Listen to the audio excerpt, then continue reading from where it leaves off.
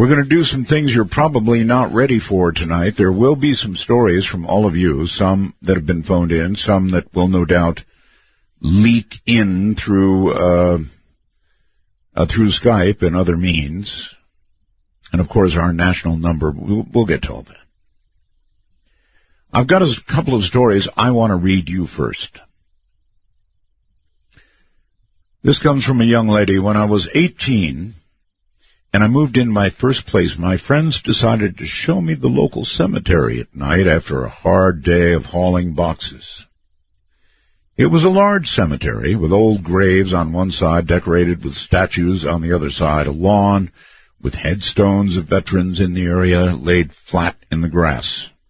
The six of us walked down a path that separated these two sections of the cemetery, admiring the statues and pillars to our right. We arrived at a low stone wall around a family plot and decided to get a closer look, wondering aloud if it was really a good idea to visit a cemetery in such a creepy old cemetery at night. As one of my friends began reading the name and the dates on the headstones, another friend said, "I think there's someone over there." So we all turned to look, thinking we were about to be ushered out for trespassing. Well, I looked where my friend was pointing, and beyond the graves of the hundreds of veterans who were buried there, we saw a dim light about 100 yards away. In hushed silence, we watched as it moved closer. Soon, we realized this was not the authorities with a dim flashlight. As it moved diagonally across the veteran graves, we could see it was a gray, human-shaped figure. We began asking each other, "Do you see that?" About 50 yards out now, I could see a solid gray figure of a monk, hood drawn over his head, rope tied around his waist, hands folded into his sleeves as he floated on his course toward us. The closer this figure came to us, the more details it could be made out in the dark. As the monk appeared to give off a light of his own, I could see the shadow of a face under the hood, his knees bending under his robe with each step he took across the grass. Even the ends of the rope around his waist were swaying as he walked. I stared in disbelief, wondering what my eyes were truly seeing. I asked my friends to each point to it, to track its movement, to prove we were all seeing it. They did, but they were growing more frightened by the moment. The monk, now about 20 feet away only, full-bodied, 7-foot-tall apparition, was going to cross in front of where we stood, as he did not appear to be changing the direction he was going. My friends all ran back to the car, screaming for me to join them. I stood, amazed, breath held, blood cold, and watched him slowly walk past me. He must have been 5 feet away, close enough to just walk up and touch. The details of his appearance I will never forget. He looked exactly like a Franciscan monk, but light gray and dimly glowing. My friends screaming for me in the distance, I watched him disappear into the rear wall of the brick caretaker house. This happened at the Greenlee Road Cemetery in Sonora, California, in the summer of 1994. That's from Heather. And then I got this one, and you should prepare yourself for this. When I was a young girl, and I was wild and crazy, up to things I never should have been, with little driving experience, not much sense, a little alcohol, a few of my friends set off for a joyride with me behind the wheel. Well, as the morning came, I dropped them off, and I was headed toward home, planning on dropping off the car somewhere close to it.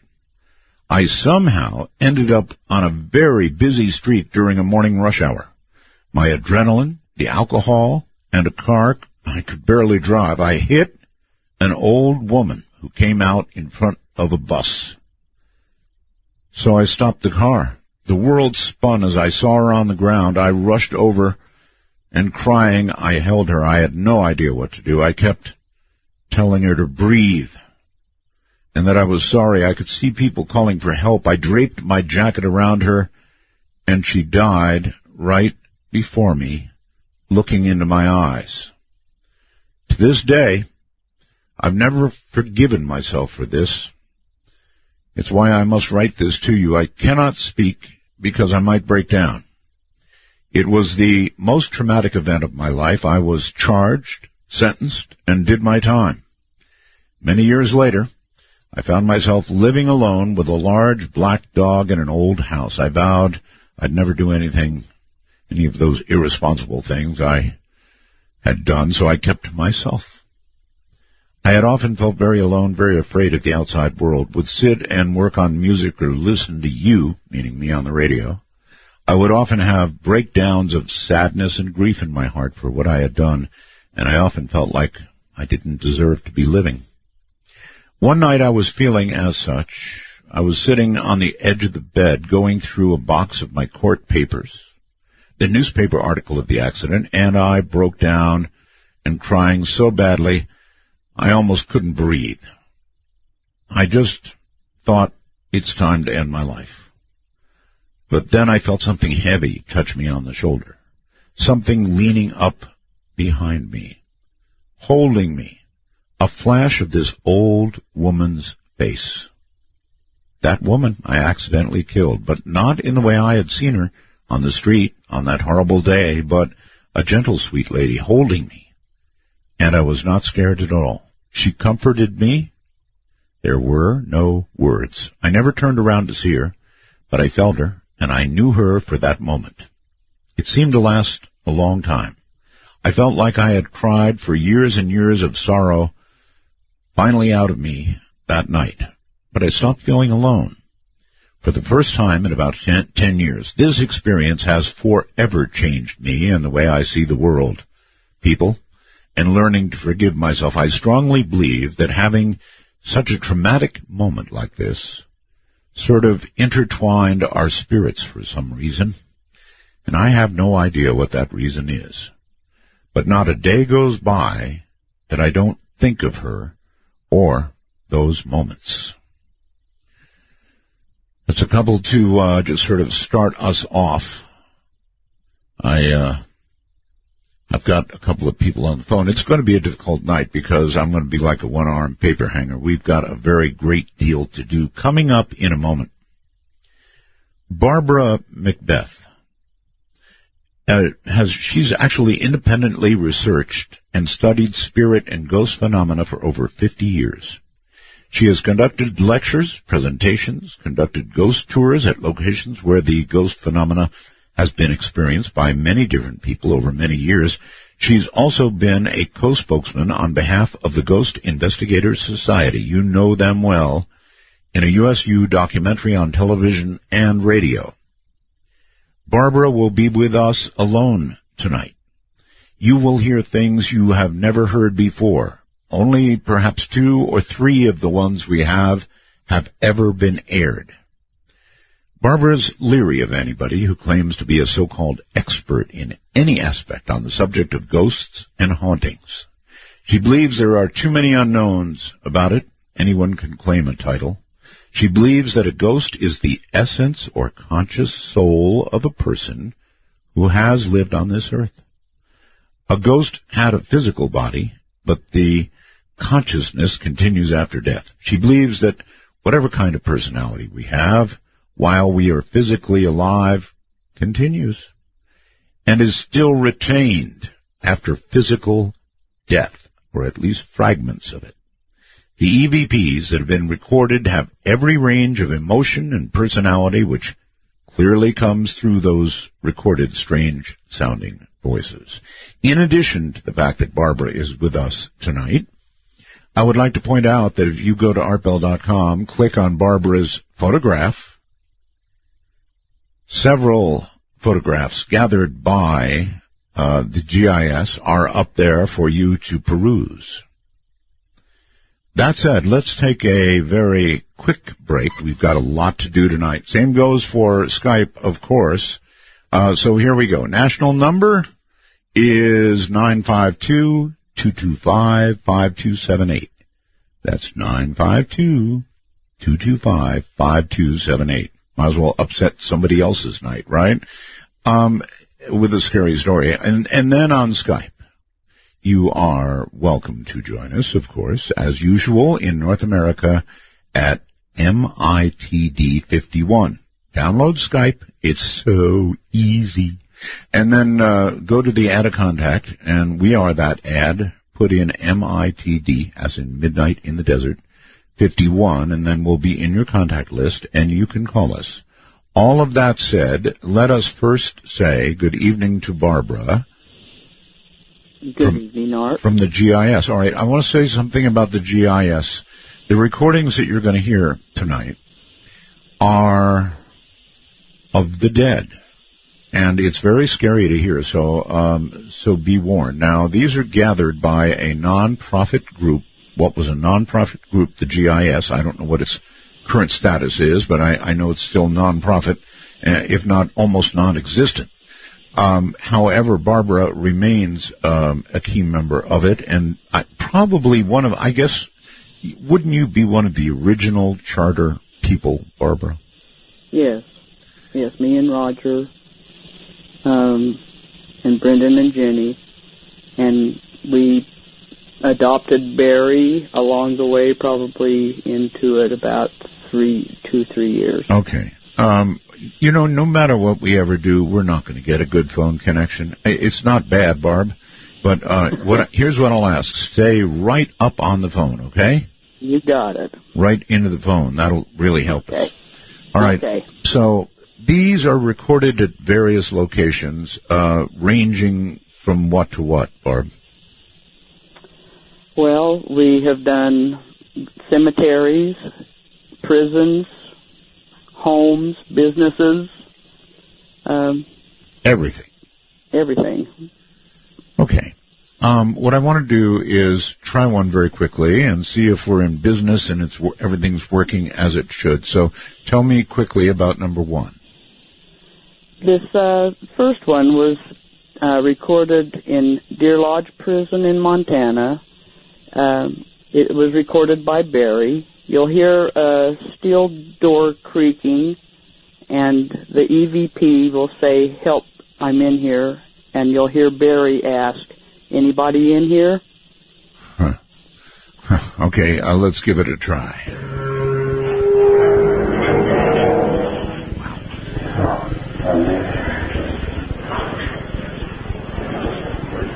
Anybody in here?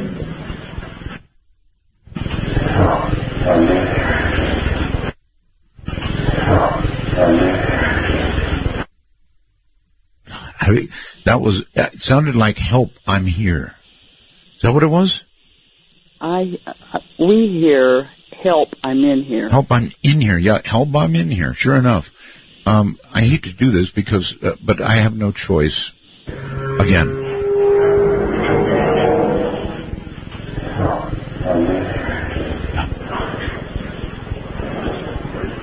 Anybody in here?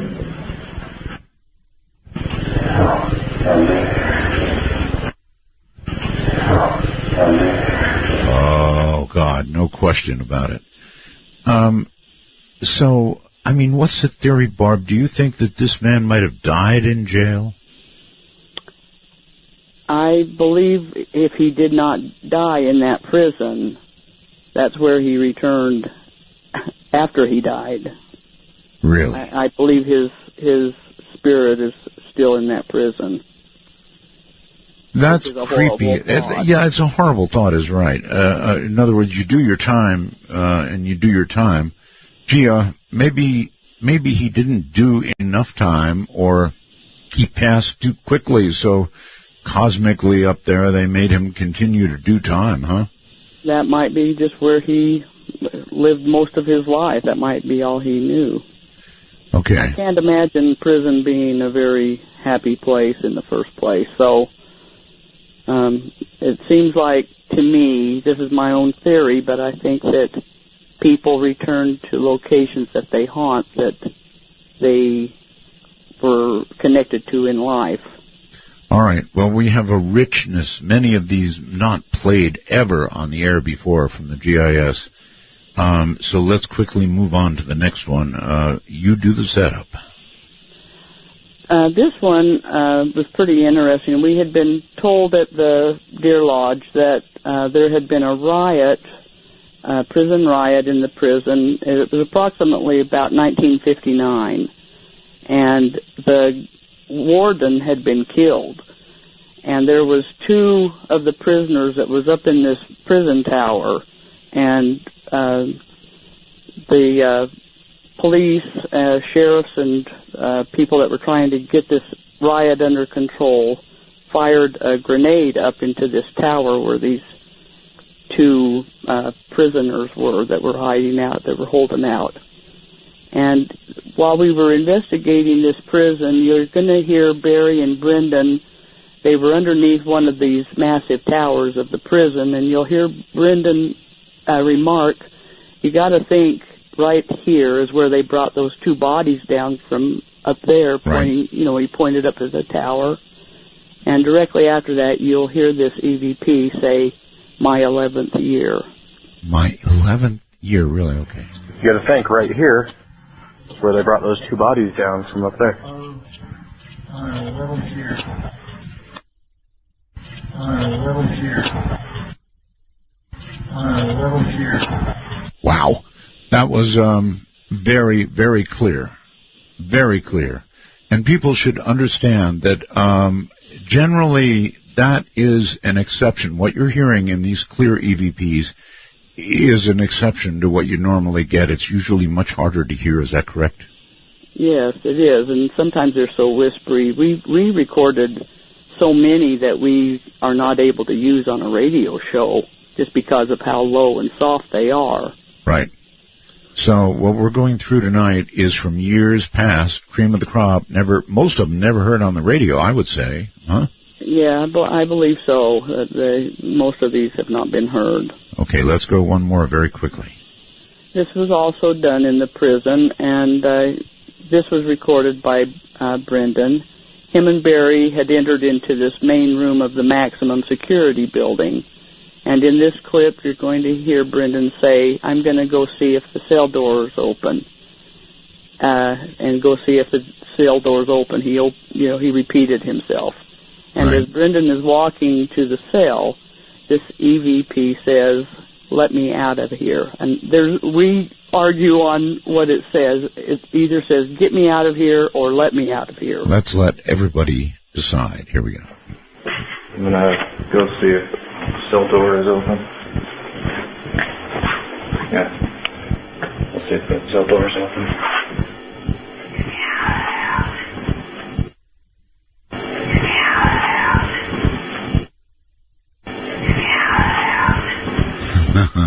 I think it's let me out of here. That's what it sounds like to me. Let me out of here.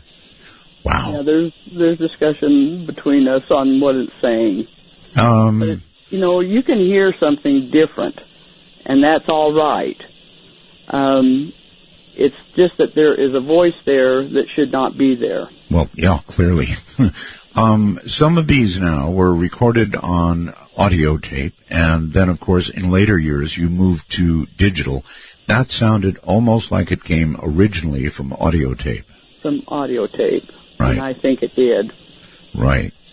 Okay, so... time it did. Yep. So I know how careful you all are not to have anybody else around. You're the most careful organization I know when you record these, sometimes leaving recorders running for hours and hours and hours, right? Yes. And then you get more hours and hours and hours to sift through them and look for anything, because at the time you're doing the recording, you don't know what you're getting. That's right, because you don't hear them at the time usually. I mean, there's been occasions where we have heard the voice and it just kind of throws you off. You're not expecting to audibly hear it. Right. And so when, if you spend 3 hours on an investigation, you are using another 3 hours just to listen to your audio tapes, another 3 hours to go through your videotapes. So there's a lot of time involved. I get it. All right, very quickly, before the bottom of the hour here, There are some pictures, Barb. If they go to artbell.com and click on your picture tonight, it will lead them to other pictures as they scroll down. What kind of stuff are we seeing? Well, we call it super ecto. We were in an amusement park that's located in Utah, and we were in a pioneer village where they've brought in old buildings and old houses and stables, and there's no rides or amusement rides in this area. And Roger took a picture of a buggy and stable, and that was it was at nighttime, and we call it a supercharged ecto. We don't know what else to call it. Okay. That first one. The other one is ecto. It kind of looks like a face. You can see eyes, nose, mouth, shoulder. You mean ectoplasm? Yes. Uh-huh. Yeah. Ectoplasm. Okay. And so it's an actual spirit we're seeing there. That's what I believe, that something's starting to materialize and form. And then the next one, which the next one freaks me out. What's that? We were doing an investigation in an old building. It used to be an opera house, and that's now a restaurant. We were down. We had gone down into the basement under the floor. You can see how the floor actually slopes down, like how the theater's floors go down to the stage. Sure. But we were coming up, and Roger took a picture in the kitchen. And what you should see there is actually the stoves and the refrigerators and things in that restaurant kitchen. And there's these three figures. Roger calls them my three sons, but there's three figures there that shouldn't be there. Hello there. Thank you so much for holding so long, and welcome to the program. Thank you, Art. How you doing? I'm doing well. What part of the world are you in? Well, I'm in New Jersey now. I just moved here. I recently retired from Las Vegas Metro Police in July. Oh, you were one of ours. Yes. Yeah, for 15 years. All right. So tell me what happened. So at the time, it was a few years back, I was working for a team as a saturation team, and we're two-man units. Usually Metro's single man. Mm-hmm. And we were down on the strip working on a Friday, and it was busy, and me and my partner were tired, and we just kind of wanted to go chill out. So we jumped in the car, and we took off towards Lake Mead. And as we're going down, we didn't get all the way down to there. We got to about Boulder Highway and Lake Mead, and we pulled off, and there's a road called Pabco Road, and that road actually goes all the way around out to the desert. Mm-hmm. So we pull off into the desert, and we kind of just pulled around and turned the lights off and just turned on the parking lights and just sat there and started chilling out. Now I'm driving, and my partner's sitting there, and he's on his phone. And as I'm looking, just illuminated to our right, I see somebody walking towards us. And I said, oh, man, we just didn't even want to get bothered. So this person's probably about 25 yards away, and they're walking from my right to left. Yes. So I tell my partner, I'm like, hey, heads up, there's somebody coming. So he looks up, and we see, as he's getting closer, we see a female. She's probably about 12 to 15 years old, short brown hair, and she's dressed in like 1950s. It almost looked like a poodle skirt or something. It was kind of light brown. And so now she's walking in front of us, and she's right in front of our car, and she's not looking at us. And then as she gets to about past my window, I look down, and she doesn't have any feet, and she's just walking by, but I can see her skirt moving. With no feet. No feet at all. God, I didn't pay attention to her. What is when a law enforcement officer sees something like this? What do you do? Well, my partner goes, "Is that real?" I said, "I don't know." Well, by the time I turned the spotlight on, she was gone. There was nothing there. We're in the middle of the desert. They're not even scrub or anything. It was like a construction area. I take it, though, she was close enough, you got a good look. Oh, I could identify her in a lineup. And in fact, I'll tell you how busy we were.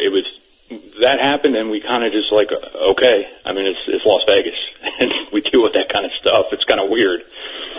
I don't want to think that, but okay. Well, so we go on about our day, and I actually kind of forgot about it because it got really crazy that night.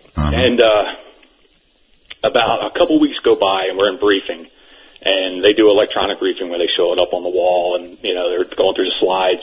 And Las Vegas Homicide just came out with a thing where they wanted us to review all the cold case files. Right. So they're coming up, okay, this week's this week's that, this week's that. And I'm, you know, nobody's really, we're kind of paying attention. And they popped this one up, and as soon as I saw the picture, I was like, that's the girl we saw. Oh, my God. I didn't even read the rest of it. I was like, she was murdered in Henderson. I know it had to been near Boulder Highway and Papco. And I looked at it, and sure enough, that was her. When had she been murdered? Obviously you looked into the date, I'm sure. Yes, it was 1975. And they don't know exactly where she was murdered, but she was found out by the Henderson Ponds near there. And I guess she was last seen walking down Boulder Highway. Well, they do say that, you know, people who go in that violent way tend to be stuck here somehow or another. That's some story, brother. It was, and my partner happened to be off that night, and I texted him the picture of that girl, and he freaked out. Oh, my God. Do you still keep in touch with your partner then? Yeah, in fact, he was just texting me, and I told him to listen. He's still active duty out there, so hopefully he won't have to go through a psychological eval after this, because they're going to figure out who this is. I'm sure they will. I so appreciate your coming on with that story, and I can understand why you'd be hesitant to tell it, and you would never tell it on active duty. No, never. Wouldn't want to make out that report. No, never. I thank you, my friend. All right, take care. Take care. Let's take one more quickly. Hello there. You are on Dead Air. Good evening, Art. It's Ed from New Jersey. How you doing? Hi, Ed. New Jersey, back to the East Coast again. All right. Good to be talking to you again, sir. Okay. Well, my story takes place in the mid-'80s. I was about 10 years old. I was at a buddy's house after school. His father was doing some yard work, and digging pretty deep for what he was doing. And he came across something, didn't know what it was. Ended up being a coffin. A what? A coffin. A coffin. A coffin. Oh, now, this God. This was the, inner city in New Jersey. Homes were from the mid to late 1800s, early 1900s. So, there was a small backyard. So, long story short with that, ended up being a toddler. They looked into it, the authorities. When it was done back 100 or so years ago, it was done properly. Just nobody knew it was there. Forward about 6. Not what I want to find when I go digging in my backyard. No. So it was an infant. Yeah, I believe it was around 18 months old. Boy. So, I would assume all you found would be bones at that point, of course. Well, I wasn't there when I opened it. Consider yourself lucky. Yeah. Oh, yeah. Any activity at all after that? Yes. This is what the good part of it is. Fast forward 6 or 7 months, a new pal starts hanging with us. Hanging at my buddy's house again. What happened in the past is distant memory. And then one day, our new buddy says to my friend whose house it was, I didn't know you had a little brother.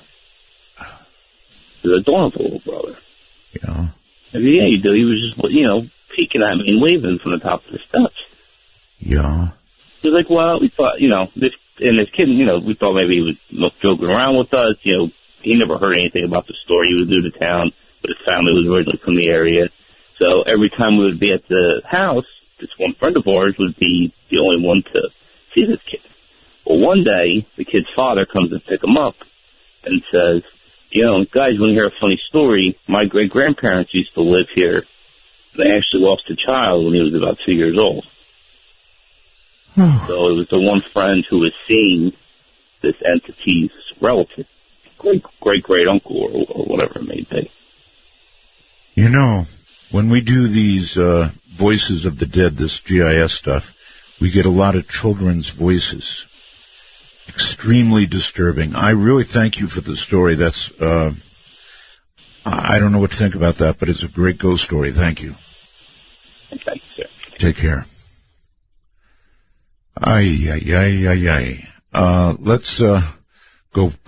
Let's go back to Barbara. Hey, Barbara.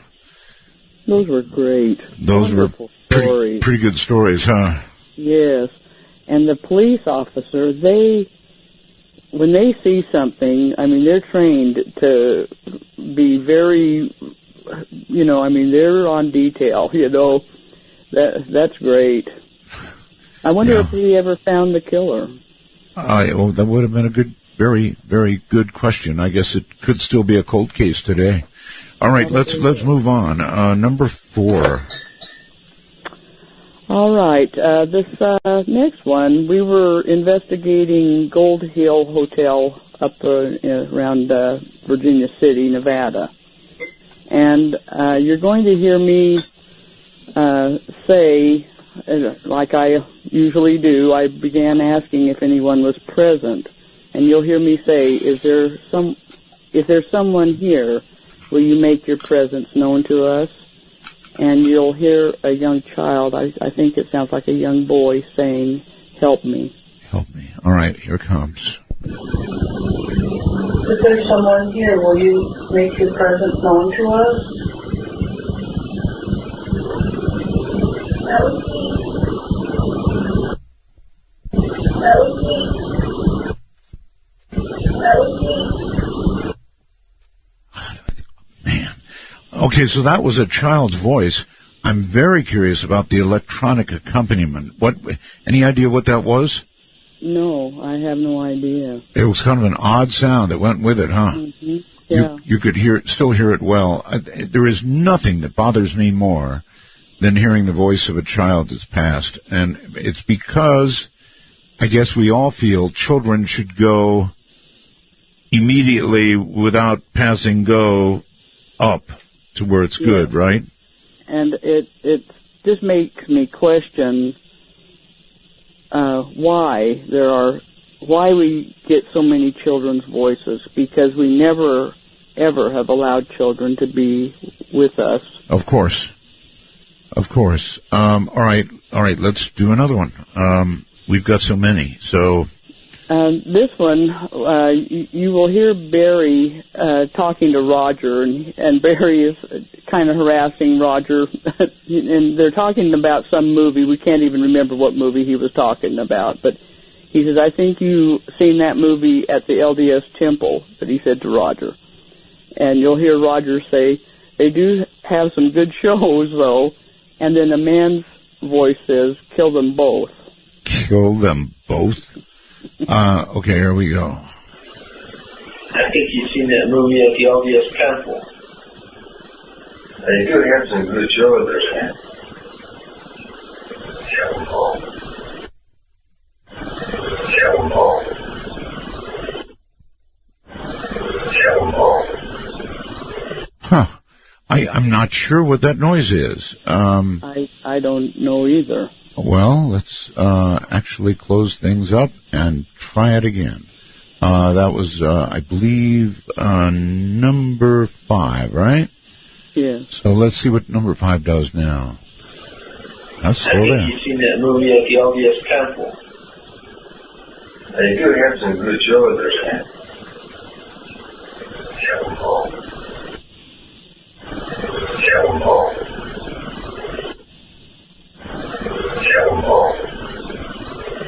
Okay, well, that's still, unfortunately, it's very, it's still, through all of that, it's very easy to hear.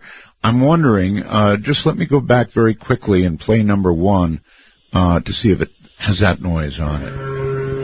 Now, you see, that's as it should be, the cell door opening. That is exactly as it should be. So we'll see if we keep getting that noise. I certainly hope not. Perhaps we'll move out of it, but because without it, it would be a lot clearer. Yeah. Kill them both. Kill them both. Jeez. All right, let's try number 6 just to see if this is hanging with us. Okay. And it could just be the Gold Hill Hotel. Who knows? Yeah, that could be. we were in the living room area of this Gold Hill Lodge, and you can hear me say, "If you can speak, will you speak so I can hear you?" And it's a child saying, "Mother." Oh, all right. Here we go. If you can speak, will you speak so I can hear you?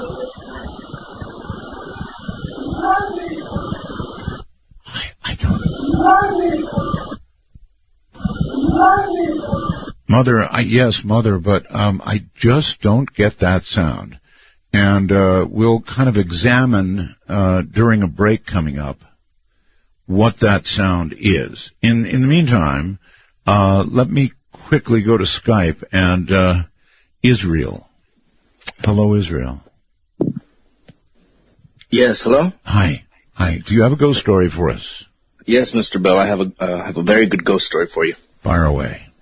Okay, let me get comfortable here, and I'm kind of nervous, so let me take a deep breath. Deep breath, yeah.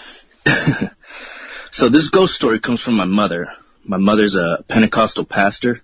Right. She's never told a lie to me ever in my life, so I have to believe her on this, and it's very hard for me because I'm a very rational person, and this is a very weird story. So let me take another deep breath here. Okay. So this ghost story took place in the mid-'60s. My mother was traveling around, and she found herself in the capital of Honduras. I believe it's called Tegucigalpa. Mm-hmm. And she was traveling around with some friends. And some of the friends, they worked at a resort, a hotel resort. This hotel resort was under renovation. So they go there. They say, let's stay the night here. And the ones that worked there, they went ahead and stayed in their quarters, in the employee quarters. That was downstairs on the first floor, in the kitchen area, next to a jukebox. This jukebox was unplugged for the renovations. It was also next to a dining area with many chairs and tables. Right. My mother was staying on the third floor. She just had a room there, I guess because of the renovations and whatnot. And on the fourth floor was staying a mother and her child. This was going to come into play. Okay. So my mother, she goes to sleep. Everybody goes to sleep. And I don't know what time of night, but middle of the night, my mother wakes up and she sees this dark figure above her. She says that this dark figure, excuse me here. You have to understand, I'm kind of nervous here. I get it. No problem. So this dark figure above her, it's wearing 1920s, early 20th century tuxedo kind of thing. Kind of roaring 20s tuxedo kind of thing. This thing has bold eyes, a dark beard, is just looking at her with hate in its eyes. It reaches down and grabs her by the throat, okay? She can't move, she can't breathe, she can't scream. She tells me that after a while, she I don't know how, she got the courage and the power, and she just broke free from this thing. And she ran out of the room. I mean, understandably. Yes. And she ran downstairs, and when she got downstairs, she found everybody awake. The people downstairs said that they had heard the jukebox going off. They had heard the tables and the chairs moving around and a lot of commotion, like if people were there. Of course, this is under renovation. There's nobody there. Sure. So they're there. Of course, they're freaked out. And then all of a sudden, they start to hear the baby crying. They run up to the fourth floor. They can't open the door. My mother tells me that the mother had left the baby in the crib, had locked the door, and had left for some reason. Yeah, I mean, Mother of the Year, right? Right. So they forced the door open. And when they forced the door open, they find the baby on the floor on a neatly laid out blanket. Someone had just laid out a blanket neatly, put the baby on top of it. Yikes. Yeah, and when they tell the mother said, no, the baby was in the crib, I locked this door. And, of course, everybody is very freaked out. Of course. So they all come to the agreement that they're going to sleep in the same room, and they're just going to sleep out the night. See, that's very rational to me. I would too. Yeah, yes, sir. And I mean, that's the end of the story, Mr. Bell. I mean, they just slept out the night in the same room, and that's what happened at that hotel. So somebody must have tenderly held or moved that child. How in the world could anything like that happen? It's very weird, and like I said, I'm not the type of person to believe this, but this comes from my mother, who's never lied. She's a Pentecostal pastor, and it's very hard for me to... Oh, I believe you. I just don't understand or even begin to understand the forces involved. And in hearing the voices of those who have passed, as we've been doing, is really, really creepy to me.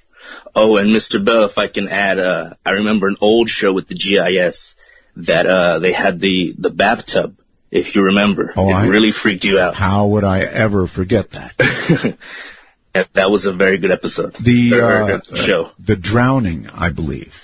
Yes, sir. Yes, that's what it was, and that freaked me out. That's why I remember it. Okay. All right. Thank you very, very much for your story. This, of course, is dead air. Voices of the dead, and it really becomes very, very disturbing for some people to hear this. And I checked, Barbara, it looks like we're out of the bad audio territory.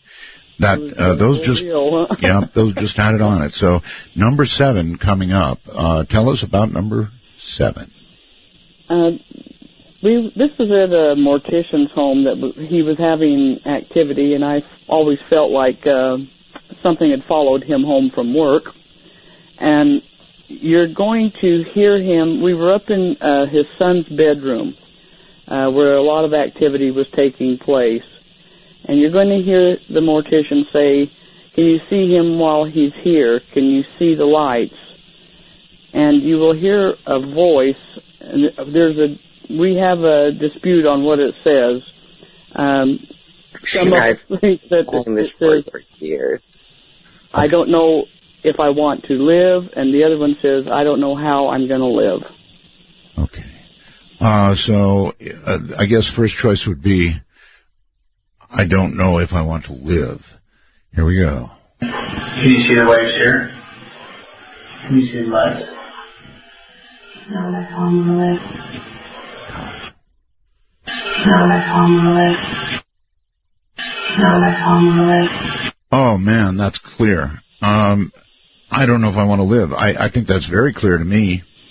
Is it? How does somebody on the other side, if that's where they are, that's a statement, right, Barb, of somebody who is probably alive, a statement, or somebody who is very recently dead and doesn't know it yet? Or the mind is continuing and they want it to stop, and they're still, as far as they're concerned, they're still alive because their consciousness is all right. Still going. One more time from the other side. Can you see the waves here? Can you see the lights? No, I can't live. No, I can't live. No, I can't live. Totally creepy, Barbara. I don't know if I want to live. I don't know if I want to hear that one again. I want to emphasize to everybody that your organization is pristine, as are you, Barbara, ethically, in every way you can imagine. This is the real McCoy you're hearing. These people have done a fabulous job with thousands upon thousands of hours of work. Think what you will of what you're hearing, but there's nobody around making these sounds. There's no fakery about what you hear going on. Number 8. On this one, this was recorded at Indian school where they would take children, American Indian children, off the reservations and bring them to this school, and this is where they would live also.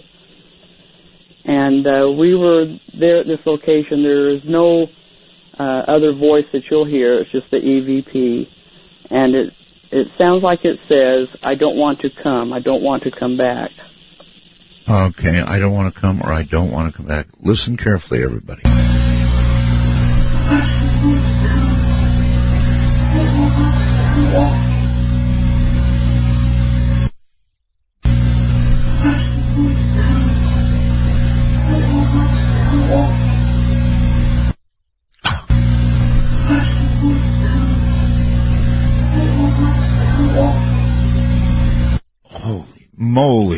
moly. Barbara, so obviously a lot of hum in that one, but also obviously very easy to hear. I don't want to come back. That's exactly what I hear. Now, maybe that is suggestion, maybe not, but it sounded extremely clear to me. The hum was the only problem with it. Very sad. Very sad. Yeah. I don't want to come back. I don't want to come back, which could mean, I don't know. Do you, after you get these, Barb, particularly these disturbing ones, do you try and analyze what they might have meant? It could mean so many things. To me, the Indian school wasn't a very happy place for those Indian children to be. They weren't allowed to speak their native tongue. They had to speak English. They couldn't practice even their religion at this location. So it was a very sad place. Okay. How do you maintain your composure, Barbara? I guess you've done it for years, but still in all, hearing this stuff puts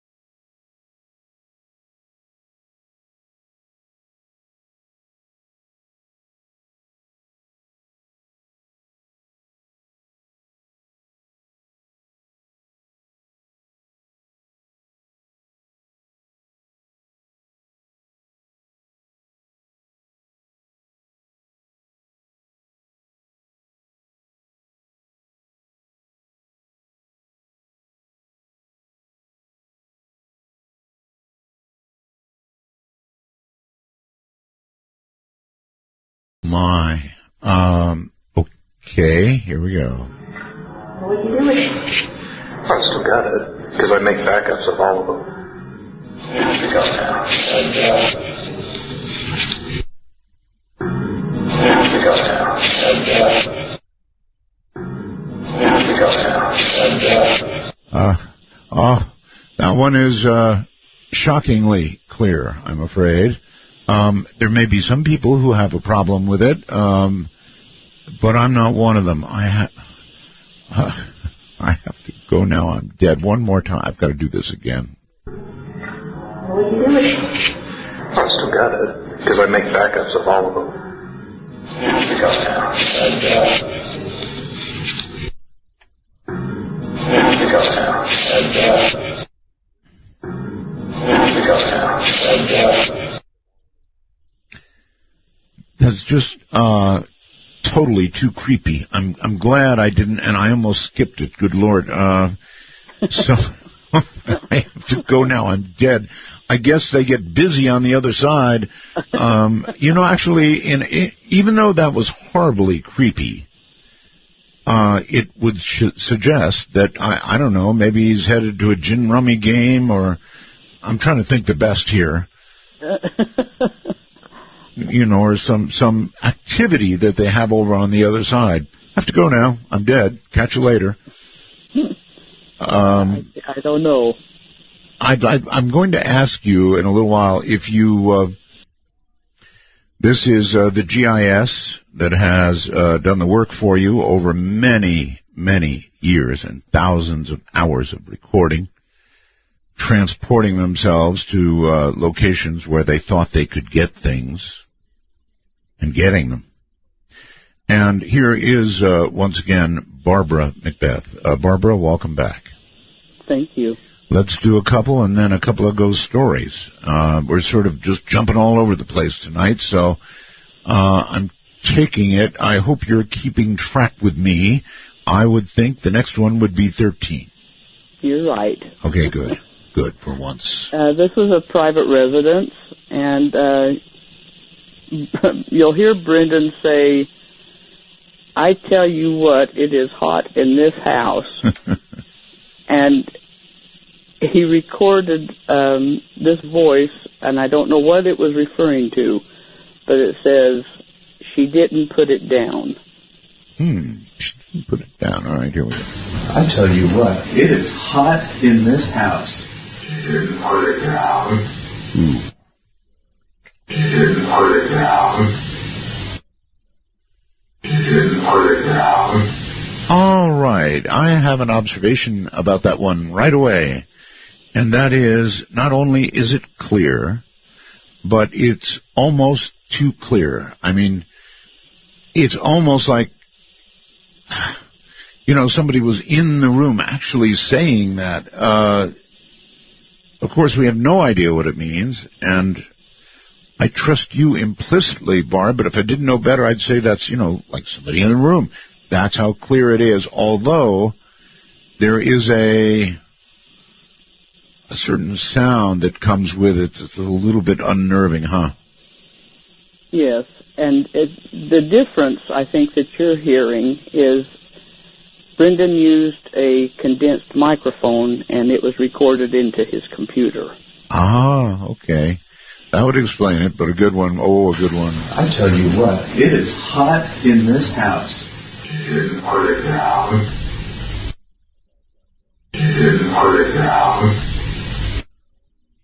She didn't put it down.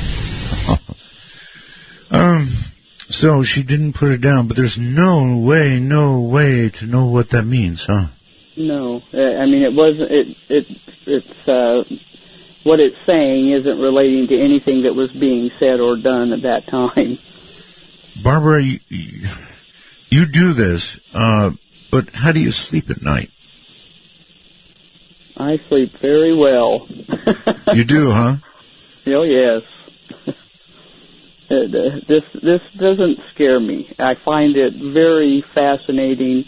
People that have witnessed ghosts, like a full apparition, yes. I feel like they are very fortunate, and I feel like we have been very fortunate that we have recorded so many voices that they have talked to us, like what they have done. Did you hear the opening story? It was from Heather, actually. Yes. Oh, my. That's called Up Close with an Apparition. Yes, and she's very fortunate to have experienced that, because there are so many people, especially people that research it, and all the ghost investigators that are out there now. Mm-hmm. They would love to experience something like that. They would give anything to experience that. I guess that would be true of ghost investigators, but it would not be true of me. That tells you why I'm not a ghost investigator. Just hearing these voices puts a chill down my spine, and I guess we might as well do the next one, though I'm almost hesitant. Tell me about it. This was in the same, in fact, it was the same day, and Brendan recorded this in the same house. He says, "Is anyone here? Does anyone want to talk to me?" And this voice was recorded. There was blood. There was blood? Uh-huh. Okay, here we go. Is anyone here? Does anyone want to talk to me?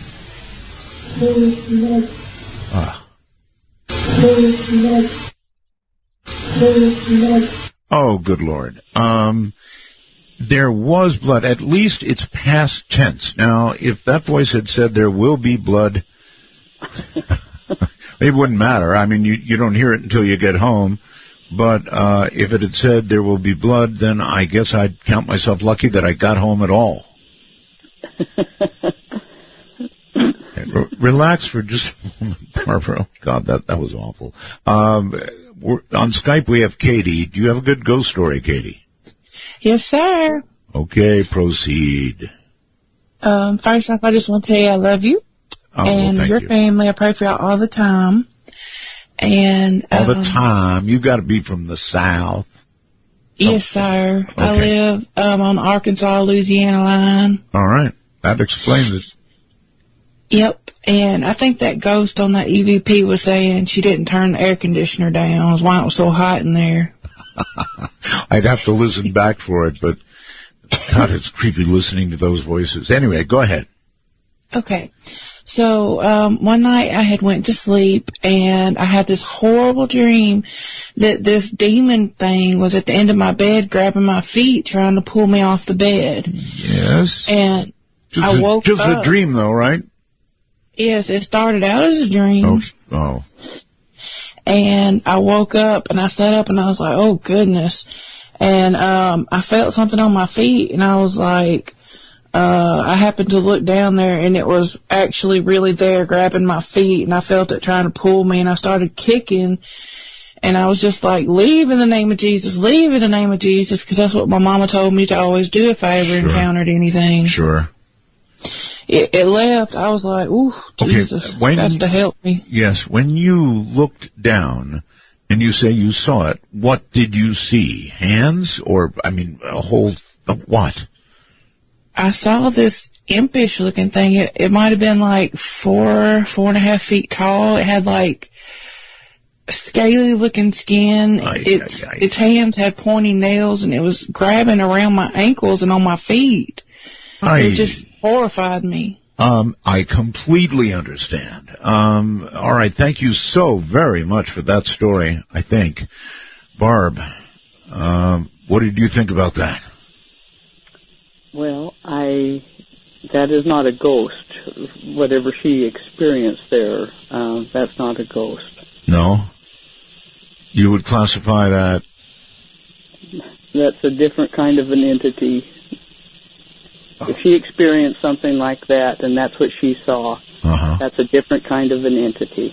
Have you, I'm afraid to even ask, but have you encountered that different kind of entity in your work? I have not what she described, but I have encountered different kinds of entities before the GIS, just in my upbringing, yes. That's scary. That's legitimately scary. All right, let's grab one more quick ghost story here from Jazz Monday in Australia. Hello there. Hi, Art. Hi. Scary night. Scary night indeed. Yes, so back in 96, my brother was suffering a deep depression and he hardly ever came out of his room, and one day I found him unresponsive in his bed with an empty bottle of pills and a note. And the paramedics came, they worked on him for what seemed like hours, and at one stage they thought they had lost him, and then they were able to revive him and stabilise him enough to get him to the hospital. Long story short, they did get him to the hospital. He did survive. He's since turned his life around. He's no longer in a deep depression, and he's living overseas with a wife and family. So fast forward to earlier this year, and my sister and I were helping out at my parents' house, and she was putting her son to bed in one of the bedrooms. As she exited the room, she was startled because she thought she saw a solid human figure with its back towards her, who she categorically claims was my brother, because you sort of know the look of someone you've known for all your life when you see them from behind. Of course. And she sees him turn and walk into the bedroom, and she knows at that time, like, she called out to him, and I heard her actually call out to him, and like, she knew full well at the time that it couldn't have been him because he wasn't there. So she walks down the hallway, turns into the bedroom, and there is nobody there, and no way anyone could have gotten out. So now, you and me, Art, would probably leap to some paranormal explanation, but my sister doesn't come from our world that we come from. Right. She didn't graduate from the Art Bell Paranormal Community College, and so she puts it down to sleep deprivation of a new mother.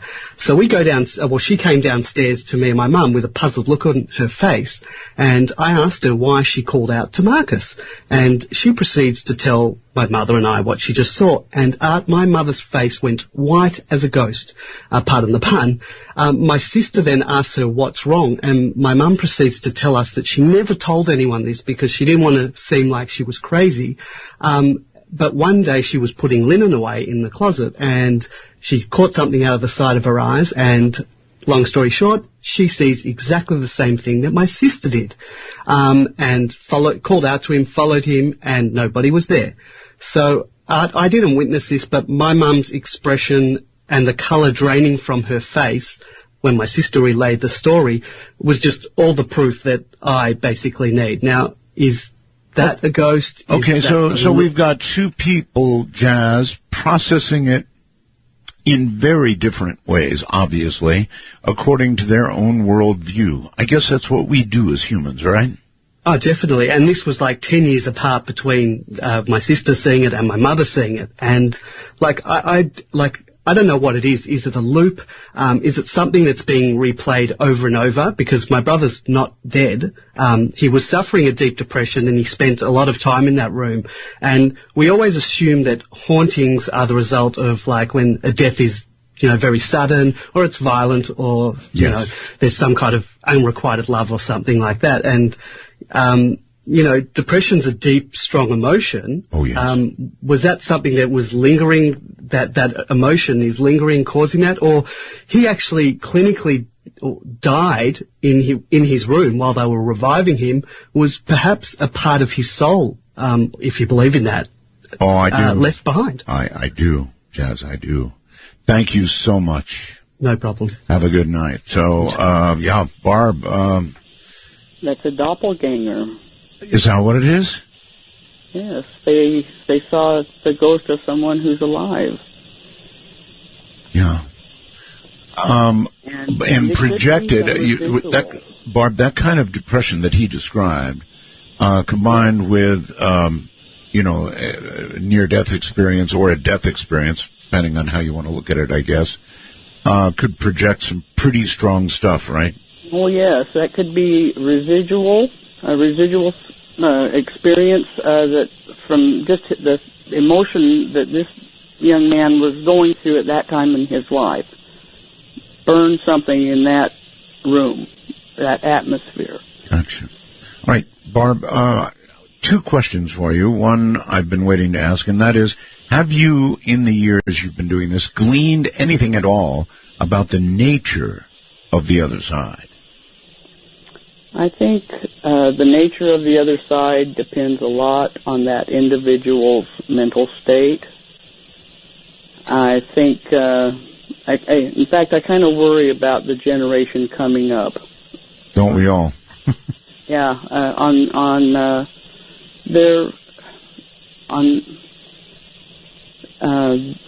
how the ghosts will be in the future. You know, I mean, there is so much turmoil. Well, we are the future ghosts, and then as they will then be. One other question, and that is about suicides, Barbara. Have you discerned anything at all about suicides versus natural or even unnatural deaths? I've known some people that have committed suicide, and their families have all experienced activity. I don't believe their soul and their spirit is at peace after they've died. I think they're still in turmoil. Wow. I think the mental state of the person continues. Okay. All right. Let's do number 15. All right. This was at an old Western military fort that was established back in the 1800s, and it's still in use today. Barry was in the museum, and which used to be one of the barracks. And he recorded this child's voice. It says, "It's dark in here." Yeah. It was not dark in that room at the time. There were still lights on. Gotcha. But when we went back to that location and we were talking to the curator of the museum and told him about this child's voice, he informed us that he had just learned a few weeks prior that women and children were kept in the basement of the barracks for their own safety. The women, the wives of soldiers, were referred to as laundresses. Wow. And to keep them safe, they lived in the basements of these barracks. Because we were surprised to get a child's voice there on this military base, you know. I can imagine, of course, yes. Here we go. Wow. I'm going to have to replay that for you, I think. It was quite clear and quite fast, so let me do it again. Oh, that is a little child's voice. There's no question about it. One more time, please. Yeah, that's awful. You know, obviously it's dark then in a different realm altogether, yes. The other side. And I don't want to think of the other side as dark. Maybe this poor child made a wrong turn, a.k.a. John Lear. I don't know. So. The curator was quite surprised that we had recorded a child's voice, and he was quite fascinated that we had. Yes. Yes. All right. One more. And it's number 16, and it's pretty... This has been heard before. Yes. But this is the creepiest, the creepy. It really is. Tell us about it.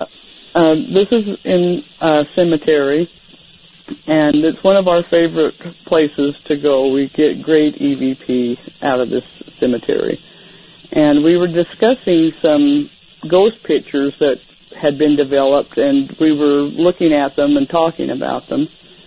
And we recorded this voice that I think that she came to a self-realization of her situation, and she says, "I'm completely dead." The moment of realization, huh? Okay, here we go. I'm completely dead. Okay, so we don't have that one repeated unless I repeat it, and I shall indeed repeat it. I'm completely dead. Okay, what's being said is, I'm completely dead, and there's absolutely no mistake about it. One more time. I'm completely dead. That's so weird. I mean, it must not have been, it might not have been the instant of recognition that person was dead, but it had not been a long time since that person found out they were dead. That would be my conclusion. Would you agree? Very, very possible. Huh. And so Barry recorded this voice. He was upstairs, but they called the cribs where the girls would work, little small rooms. And he was winding up and we were getting ready to leave.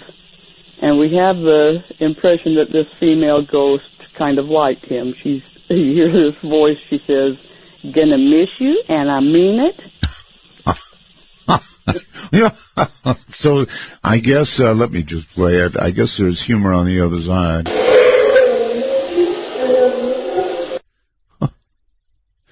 Okay, that's only a single play, so I'm going to have to do it again. So you're listening to this, well, it's a young lady, all right?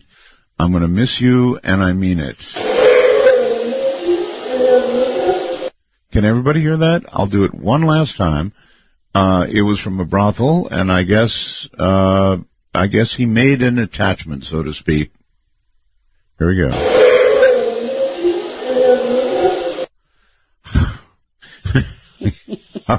That's funny. Probably her routine line that she'd give when they'd leave. Maybe, but once you're on the other side, I guess you don't get to utter too much that people hear, and that's kind of a key. I mean, you're there with electromagnetic pickups and hearing things that other people don't hear, so it makes you wonder, how often does an entity, a ghost, try and communicate unsuccessfully?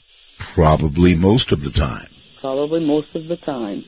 So the connection from their world to our world is, well, at best, very tenuous. All right, hold tight, Barb. Let's go to Skype and see if Daniel's got a good one for us. Hi, Daniel. Hey, Art. Hey. Hey, I'm so glad to be on because you have combined two of my favorite shows, the EVPs and the Ghost Stories. Gotcha. Awesome. Yeah, I know. It's pretty cool. So my ghost story starts in 2006. I went to a really small private college in North Georgia. And the ghost legends around there are really sort of famous among the students. Mm-hmm. But the one that I always heard, because I was a theater kid, is in our little black box theater was the spirit of Jesse, who was very big into the theater, always played an older role if they needed him, and was supposedly a janitor who died in a car crash. Right. And I experienced little things with Jesse, but he really got me one night when it was my first date with the woman who would become my wife. Oh. We set up a little TV to watch a movie, and I dragged a couch in, and I was one of like 3 people who had a key to this place after hours. Mm-hmm. So we watched our movie, and the thing you have to understand about this black box is, in the middle, it's a wide open space for 2 floors. So when you're in the middle of it, you can see not only the hallway around you, mm-hmm. but you can see the hallway up above you with perfect clarity.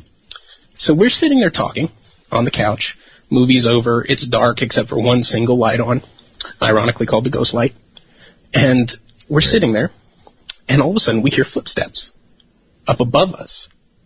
And so we look at each other, and we're really freaked out. And we sit there, and Art, I kid you not, up above us, we hear these footsteps go running from one side to the other side. Mm-hmm. And they sound like boot steps. Very, very loud. Obviously someone there. And Art, we can see it. We can look up there and see every bit of that, and no one is there. Nobody is there. So as the footsteps go, there's nobody there. Yeah. Uh-huh. So they do this, and we sort of pass it off at first and we go back to talking. So then it happens 2, 3 more times until, I kid you not, we're done. Mm-hmm. We are we're in 2 college kids in the middle of a dark theater, and we say, we're out of here. Screw this. I mean, we're out. I'd have been out the first time. Maybe the second time. First time, I guess you could put it off to something, but when there are footsteps going right past you that you should be seeing, something attached to them, and you don't, twice would be not nice. Oh, and it's not just footsteps, man. They are running. They are heavy boots, and they are booking it from one end to the other. I got you. And the real punchline to it is that this is maybe January. I graduated months later. So right before I graduated, I talked to the head of the theater department. We're sitting in her office just chatting, and I happened to bring up Jesse because I never truly believed the legend behind him. I'd experienced him. I knew he was there. I totally felt that, but I didn't believe in the legend. Okay. And she goes, "Oh, no. She said, "He wasn't a janitor." And I said, "Excuse me?" I'm floored.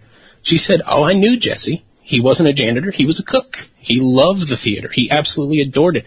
And she goes, "Actually," and she reaches around and she grabs a picture and she hands me the picture, and there was Jesse. And she absolutely confirmed that not only was Jesse a real man, not only did he love that theater, but that she believed that he was there too. I mean, it sent chills down me. All right. Thank you so very, very much for the call, and let's go to Santa Rosa, I think, California, on the phone. You're on the air. Hi, my name's Kathy. Hi, Kathy. This took place in Marin. I occasionally am called to help people if they have a disruptive spirit or weird energy in their house, and some people down there had built an add-on to their home in Marin. They added a guest room on the back, and every time somebody stayed in it, they always wound up on the couch in the morning saying that it was freezing in there, that they didn't feel good. It was too cold. There was something wrong with their air conditioning, and sometimes it looked cloudy in there. So they would always wind up kind of afraid sleeping on the couch. And they didn't deal with it too much because they didn't use it to sleep in themselves.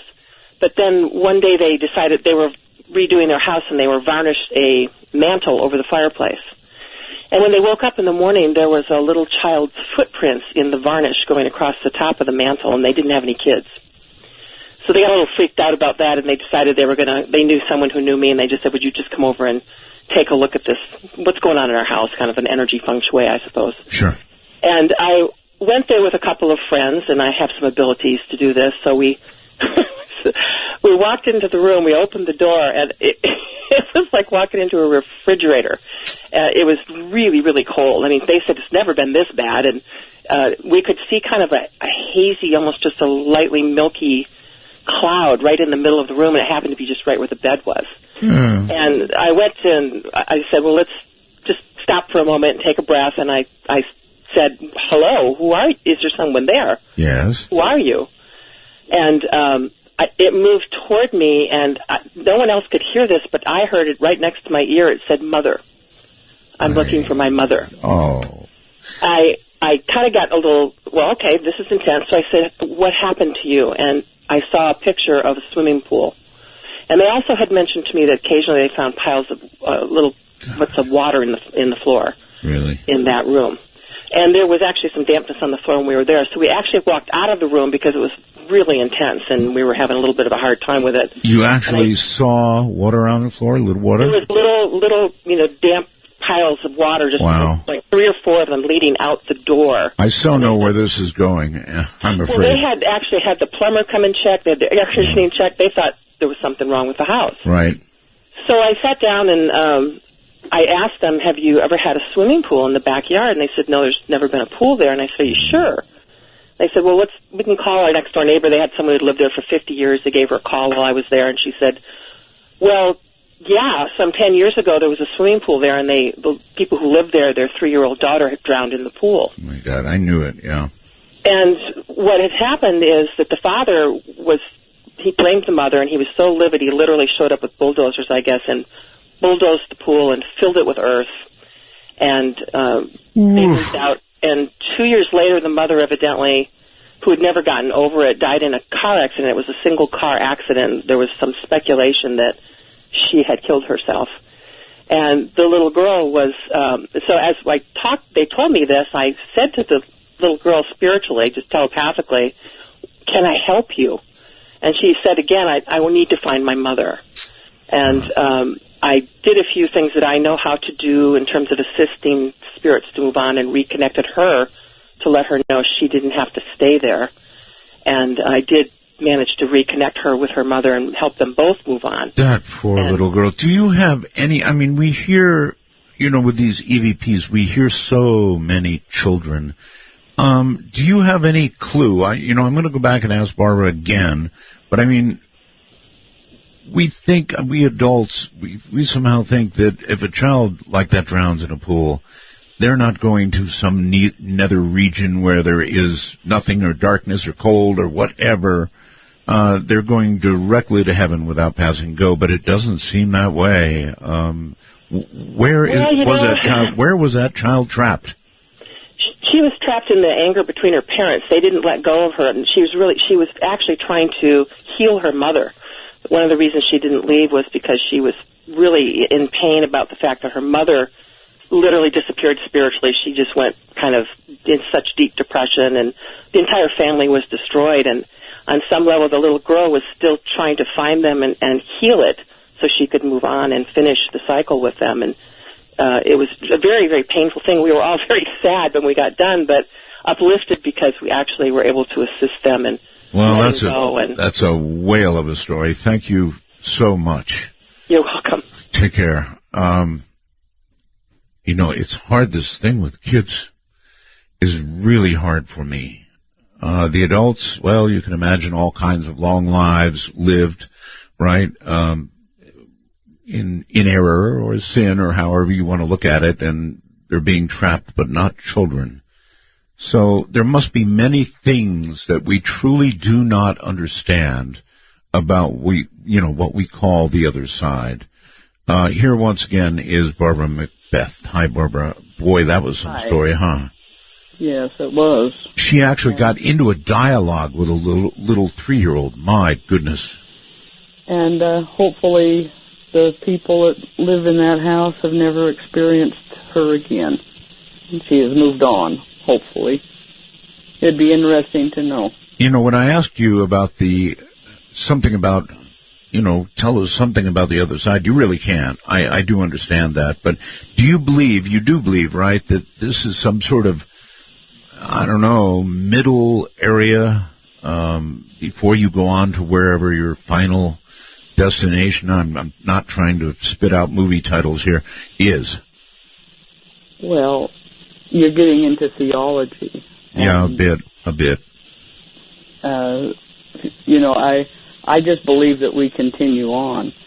I believe that it's a learning process, that this is just one of the lessons, life's lessons here, and we continue on. Number 18. All right, you're going to hear Brendan and Barry. We were investigating a mortuary, and Barry recorded this. And you'll hear Barry say to Brendan, I hope there's no bodies down there. Mm-hmm. And this voice tells him to talk to the dead. Talk to the dead. And there was several bodies down there. We didn't know it. There was a couple of us that went down in the basement, and there was probably about 9 bodies on slabs in this room. On slabs? Yeah. All right, here you go.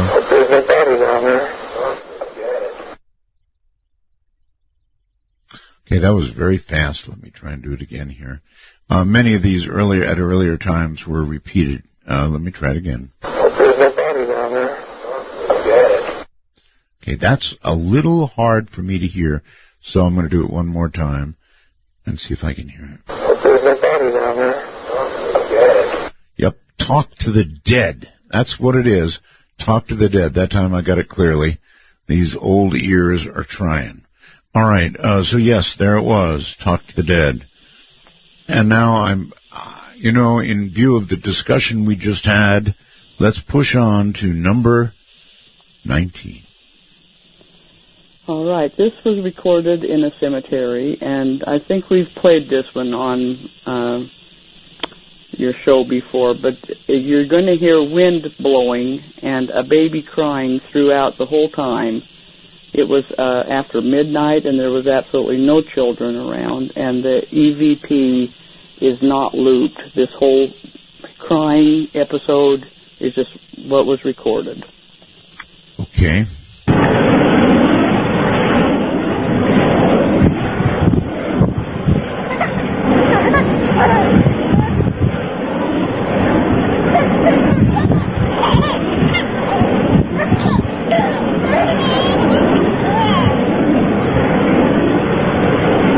Now, you see, it doesn't seem My God, that was awful. I mean, how could a infant, a baby, be caught on the other side? That's awful. Yes, and some people think they hear it laughing. So it depends really? on how you hear it. Really? Laughing? That would be nicer. Let me try again. Hold on.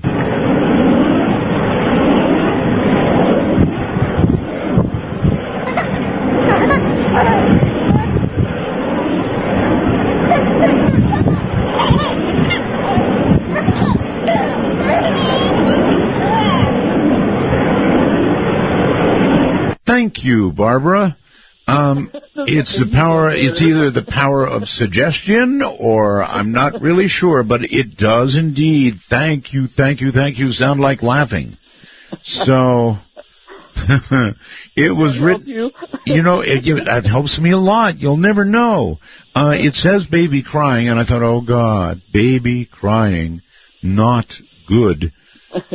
And when you made that suggestion, maybe it's just the power of the mind. Yeah, who knows? Honestly don't know, but amazing stuff. All right, let's go to Skype briefly and say hello to Brian. Hey, Art, how's it going? Well, it's a pretty wild night, Brian, as you can hear. Oh, yeah, definitely. Okay, so are you going to, first of all, turn off your device, please? All right, is that better? Yeah, it needs to be off. And if you have a ghost story for us, proceed. All right, this actually has to do with a listener that calls into you a few times, Jack W. He's a good friend of mine. He took me into a cemetery near us, and we decided to take a mirror in there one time. And it was not a good thing, we found out, because it actually got extremely hot in my hands. The mirror did? Yes, it did. And then pretty much every time after that, I've been in that cemetery 2 or 3 more times, and every time I've been in there, I've had a really difficult time breathing, every time. Breathing? Yeah. Well, there are weird things in the paranormal world with mirrors, scrying and such. It's mirrors are strange in a way, huh? Yes, they are. I appreciate your story. It was short and quick, the way to do it. Thank you very much. So, what do you all think about that? I'm kind of glad that he brought it up. Barbara, mirrors. Are you aware of anything with regard to mirrors that is strange, unusual, paranormal? Yes. Mirrors, to me, are weird. There's a lot of, there's some cultures, I don't know if they still do it, but I know they used to do it when a person would die. Yes. They'd put mirrors up because the dead supposedly does not like seeing themselves. Huh. You think the dead can see themselves? I don't know. I don't know. I just know that has been a procedure of certain cultures in the past. I see. Brendan experienced seeing that child in the mortician's house. It looked like his neck was broke. It wasn't fitting right. Brendan saw his reflection in the mirror. Gosh, no thanks. That's horrible. All right, Barb. Hold on. I'm going to I'll put you on hold and venture forth. We've been getting quite the night tonight. Lake Charles, Louisiana, I do believe. Hello. Art, thank you for replaying the baby, because I'm sitting here and I had chill bumps. Do you kind of agree? I mean, when you first hear it, you go, oh, God, a baby. But then when you listen closely, she's right. I think it's laughing. It got better. I want to think it was laughing. Okay. This is Michael.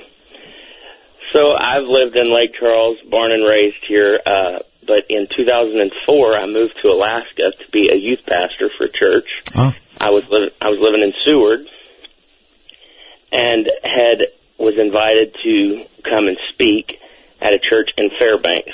Mm-hmm. It's about a 9-hour drive from the south. Not used to. Got there in January. This was in February. I took out on this trip by myself and had been given tips and this is where you want to stop, this is where you don't want to stop, gas is real expensive here, things like that. Yes. So I got out of just north of Anchorage, north of Wasilla, and up in that part of the country the people that I had been with had stopped and picked up hitchhikers, and they just said it's just kind of a thing. You don't really do it in Louisiana, but here it's life and death. If you see somebody on the road, they're probably not going to.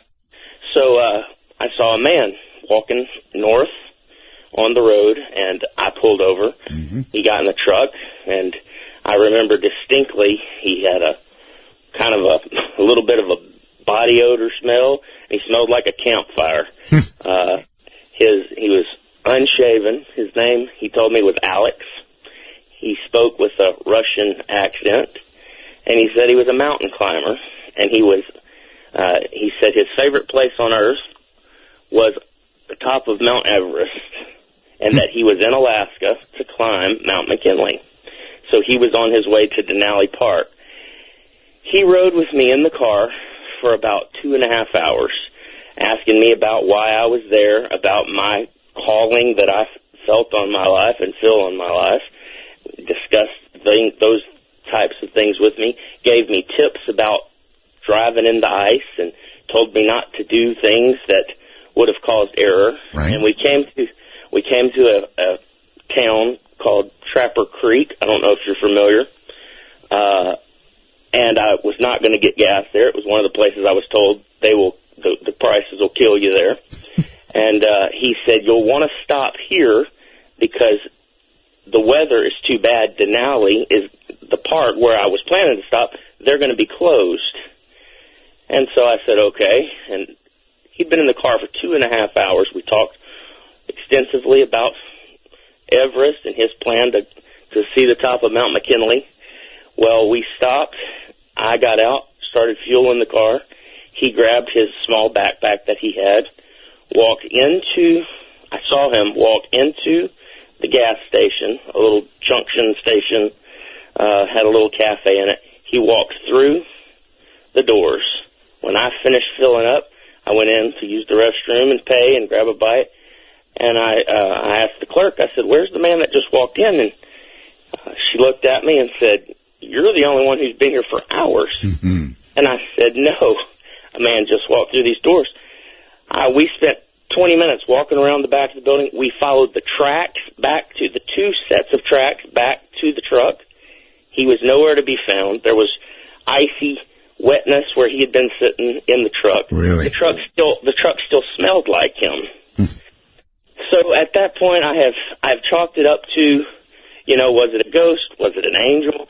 I don't know I wouldn't have had enough gas when I got to Denali. That gas station was indeed closed. Well, here's what I'll say. It may be that living on the other side, as he may have been doing, he could spend time on Everest, because I can assure you the average human being can't breathe at the top of Everest. Not for long. There are a few who claim they've tried. But the fact of the matter is, there is not enough oxygen up there to support a human being, and frequently the stay on Everest is not somewhere. Put it this way: it's not a place you lollygag around at all. You get there, and then you get down, if you can, as fast as you can. Okay, let's go back to Barb, and we've got the next one coming up that just is awful. It may have been heard on the air before. So many of these have not been, but this is number 20 we're talking about here. Right. We were in a mausoleum, and Roger recorded this voice. You don't hear Roger, but it's just the EVP that is on this one, and I don't think that this one's looped either. Okay. But Roger had said, talking about our video camera infrared lights, he had apologized to any ghosts there, saying that our lights would not hurt them. Mm-hmm. And he recorded this voice saying our death gate. And you can hear this voice kind of echoey. It's all marble walls and floors and ceilings. Okay. All right. Our Death Gate. Not one I like. And, hold on. We're going to get to it here. I'm going to have to play this, I think, several times for you. Death Gate. That would mean where you go to die. So that one is, sort of whispered, I would say. Listen carefully. Yep, that's a whisper. That's definitely a whisper. I wonder why, one more time, I wonder why somebody on the other side would feel it necessary to whisper. Very quickly, Barb, any thoughts on that? Why would they whisper? I don't know. I think it takes a lot of their energy to even be able to be heard on a recorder. I don't think that that's something that comes easy to them. Well, if that were true, you'd think they'd almost have to shout. But that whisper got through quite effectively. Hi, Art. Roswell's. Thank you. Back just away a little bit. You're loud. Oh, sorry. How's this? Better. Okay, cool. Anyways, me and my cousin, we usually go to these... Robert, again. Robert, you and I have to have a talk. This call isn't going to work.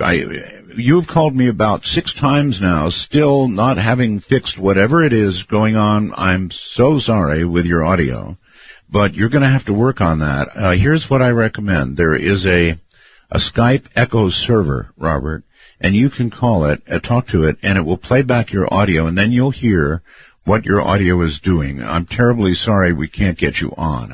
I really, truly am. But you've tried that about half dozen times now with the same setup, and it's just not going to do the job. So try the Skype Echo. It will work for you. It's pretty cool anyway. So let's try this one on Skype. Hello. Hello. Hi. Do you have a ghost story for us? Am I on the air? You are. Okay, great. Boy, do I have a good one for you. Go ahead. Alrighty, just a little bit of background. I am a musician, and one of my friends is also a musician, and he was playing for a wedding not too far from where I live. So what ended up happening was, he finished the wedding, he finished the gig, and a couple of the people there invited him to have a drink. So he said, okay, well, let me just have a short beer, but I have to get back home because I have my wife and kids waiting for me. So, time passed by, and he ended up leaving like at 2 o'clock in the morning. So he checked his phone, and his wife had called him like 20 times. Yes. So you knew he was in trouble. So what ended up happening was this guy got into his car, and he was going 90 miles per hour on a 60-mile-per-hour road. Oh, my. And he said, you know what? Well, it's like 2 o'clock in the morning. There's no cops around.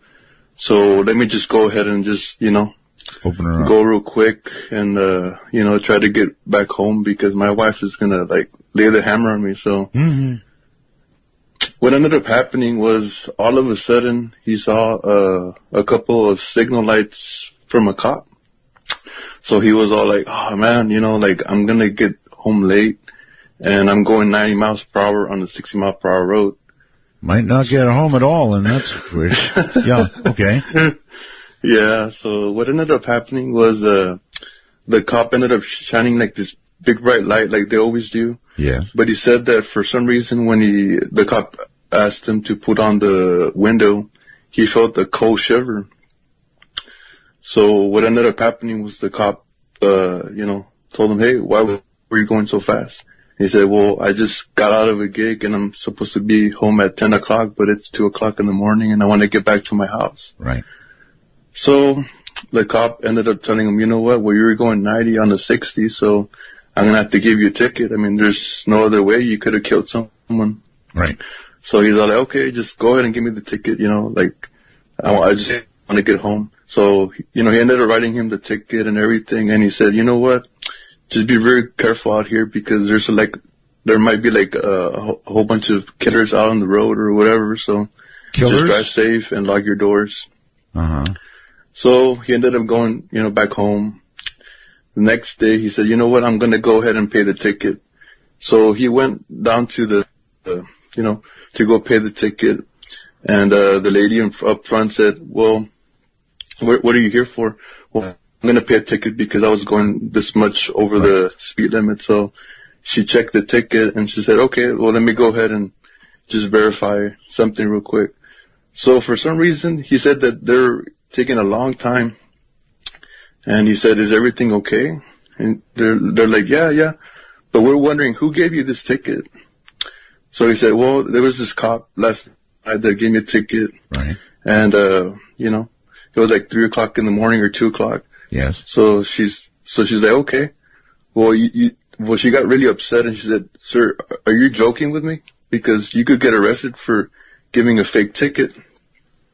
So he's like, no, actually, a cop actually wrote a ticket out for me for going 30 miles over. Let me guess. That's a cop that had died, perhaps even on that road. Mm-hmm. The cop had been dead since 1972.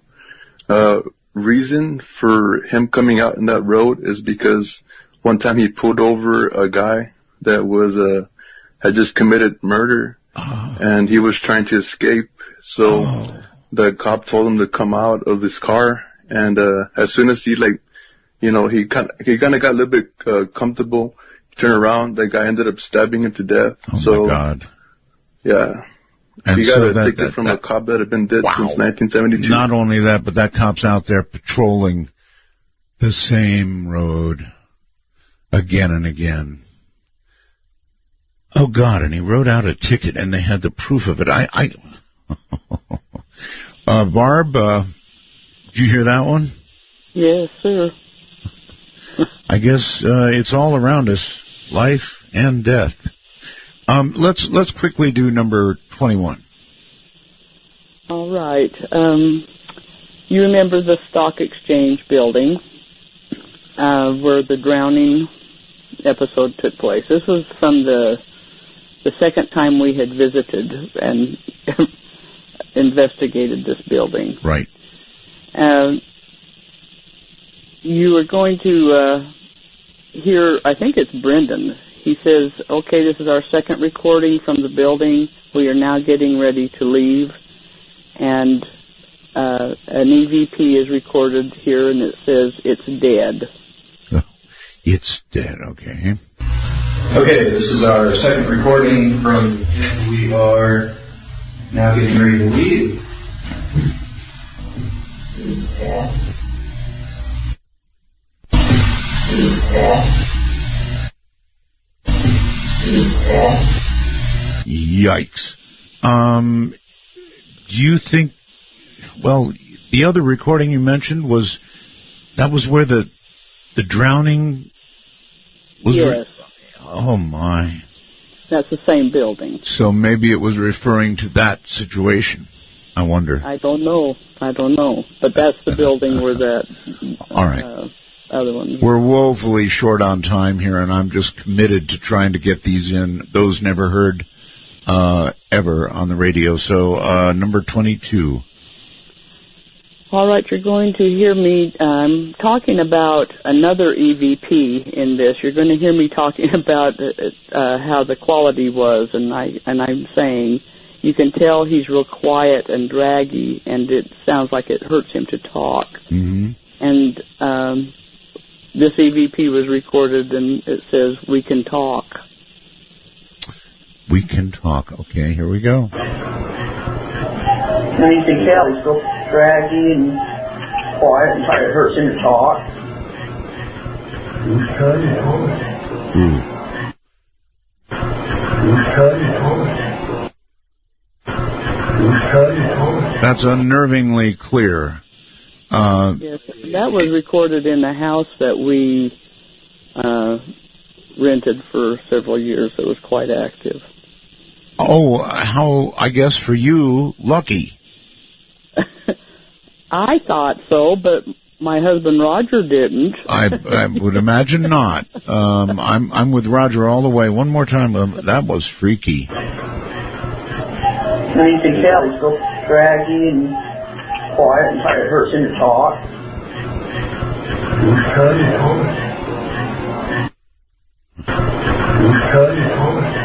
Yikes. Yeah. Oh, I don't know about that. Obviously they can talk. It's a rarity, I suppose, but apparently they can. All right. Hold tight, Barbara, for just a second. Let's, let me see. Like a one-armed paper hanger here. Let's go to, how about this one? You're on the air. Hello. Hi, good evening, Art. This is Millie. Hi, Millie. How are you? I'm doing good. Love the show tonight. And I want to give a quick shout-out to the Art Bell Time Travelers on Facebook. And we have a quick question, and I will get to my story real quick. Okay, question? At the beginning of the show, before the first EVP came out, there was a spliced voice that came in while the two of you were talking. And we don't think you heard it. We all heard it. Did you hear it? No. You're going to have to go back and listen to it. It was like right around the beginning, the first couple of EVPs. I think it was right before the first one. All right. Well, I can listen. I can go into my, I'm a time traveler, believe me, so I will go and I will listen, I promise. All right. We thought you were haunted. Okay. Now, back in California, we lived in a haunted apartment. A man had killed his girlfriend in there, and we knew it was haunted. Weird things happened in it. And we had these two friends that had been together forever. We took them over to our ex-brother-in-law's house for a barbecue. Well, she kind of got a hankering towards him. And, we didn't say anything to the man. His name is Ron. And he was over drinking one day with us. And we had this table that my husband made by hand. It was a very strong table. You could jump up and down on it, and it wouldn't move. Right. And he was talking about his girlfriend, and we kind of lied about it. And every time we would lie, one of the legs started bending out. Oh, my. And I noticed it. My husband noticed it. And we tried to change the subject. It hadn't fallen over yet, but it took about a half an hour. And within that half an hour, that leg bent out to the point where the table actually fell over. Oh, my. And my husband picked it up. Now, the leg was from another table. It had a screw in the center of the leg, and it was attached to a table bracket. The bracket had a lip on the inside, so the leg kind of slanted out, which made them really strong. Yes. Do you know what I'm talking about? Yes, but how it would bend, no, I don't know about that at all. And the screw was not bent. He put it back in, and it was fine. That table lasted for years, and it never did it again. But the more we lied about him, about where she was, the more that thing bent until the table fell over. Usually it's a nose growing, not a table bowing. I think the lady that died in there was telling us, don't do it. At least I got a laugh tonight. Thank you so very, very much for that story. My goodness, folks. All right, let's go back over here and say, Barbara, you're back on the air again. That was quite a story, wasn't it? That's great. Okay, we're way short on time. I'm determined to get to the last two, so let's do it. Number 23. All right. We were at a bed and breakfast place. It's a big mansion that they've turned into a bed and breakfast in Salt Lake. Right.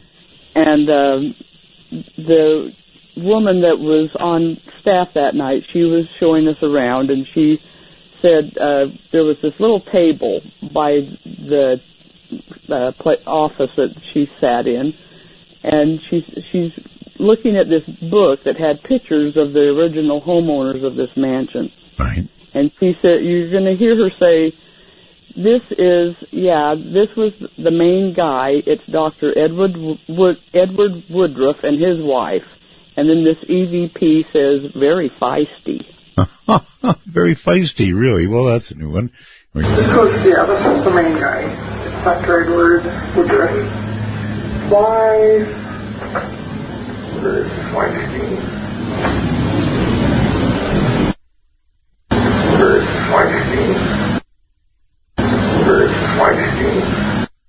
Wow. The unusual things that come from the other side. It's just, what a comment. Very feisty. That's And it makes you wonder, did he know the Dr. Ed Woodruff's wife? Yeah, well, that's right. That's right. Okay, last one, Barb. All right, this is a Utah cemetery, and it was the cemetery that we've gotten so many great EVPs from. This voice, we recorded him many times in the first couple of years that we would go there. Really? Or there were several of them that had the same voice, but anyway, you're going to hear, we were discussing a voice that was previously recorded and that said A Company when a military headstone was being read aloud. Oh. And Roger was relating this and erroneously said Company A, real proud. You'll hear Roger say that. And I recorded this voice repeating him, Company A. Oh, so, okay, here we go. Company A. Wow. Wow, that's a real wow. So, and also very clear. So this is a military man, very, very proud of Company A. One more time. Company A. Company A. From the other side, that's actually one of the best ones I've ever heard. And you can hear in this military man's voice that he's very, very proud of the fact that he's Company A. One last time. Company A. Company A. I would say that was uttered in a proud military manner. I would agree. Well, Barb, it has been unusually amazing tonight, a mixture that we've done, and I don't know how to thank you for doing this. I know it took a very great deal of prep on the part of my producer and working with you, and then to be able to mix it with some of the greatest stories we've ever had on a show of this sort. Some great stories tonight. Yeah, absolutely great stories.